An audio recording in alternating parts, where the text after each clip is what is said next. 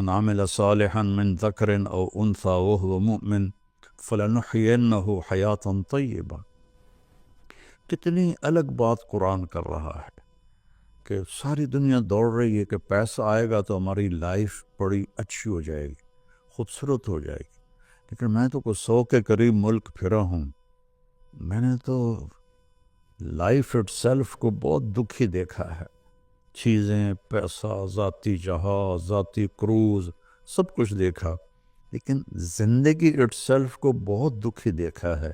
یہ قرآن کہہ رہا ہے کہ تم میں جو اللہ اس کے رسول کی مان کر اچھے عمل کرے گا اور وہ ایمان والا ہوگا تو اس کا رب ان کو انتہائی خوبصورت، پاکیزہ اور خوشبودار زندگی عطا فرمائے گا.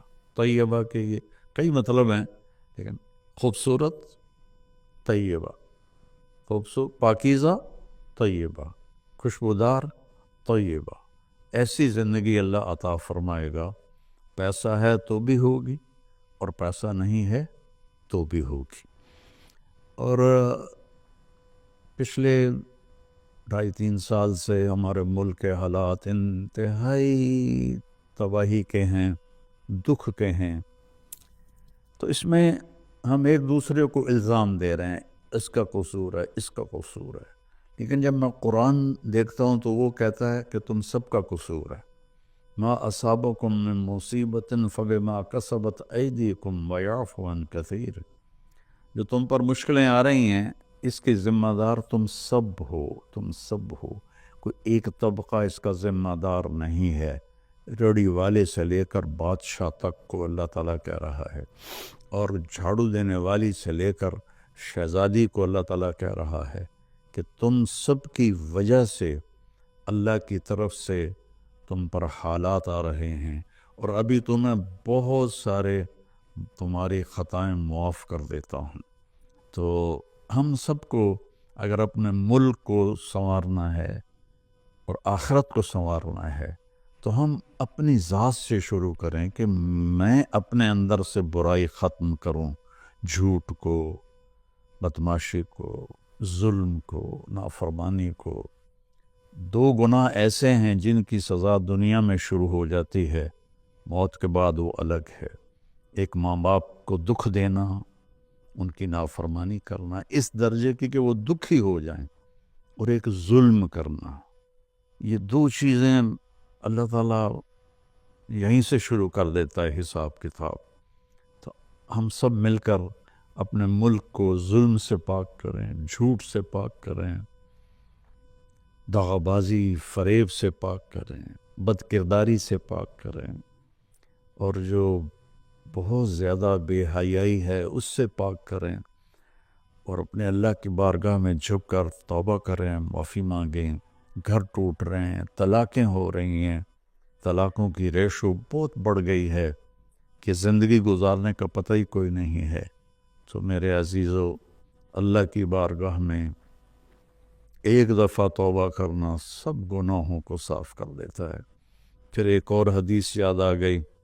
ایک دفعہ جبریل ہمارے نبی کی خدمت میں حاضر ہوئے کہ یا رسول اللہ، ہم آپ کی امت کے لوگوں کے، مرد عورتوں کے عمل لکھتے ہیں، آنسو نہیں لکھتے. سبحان اللہ. آپ نے فرمایا کیوں؟ آنسو بھی تو ایک عمل ہے.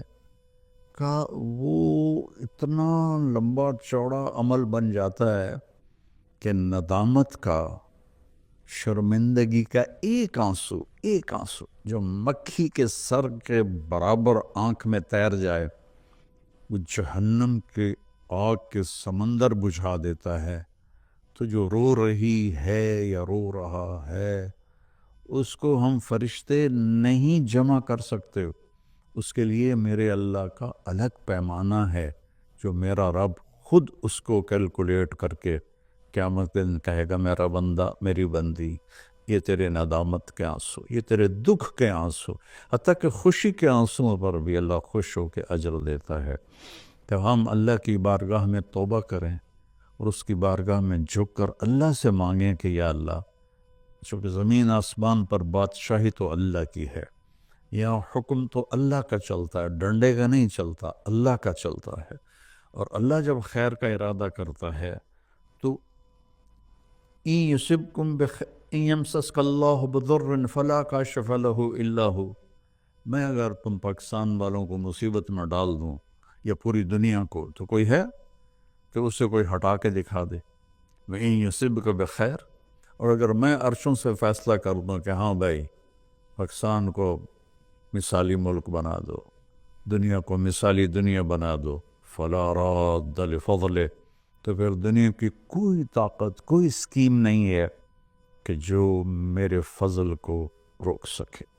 تو میرے عزیزو، ایک دفعہ زندگی ملی ہے کبھی، تو ہم اپنے اللہ کو راضی کر لیں۔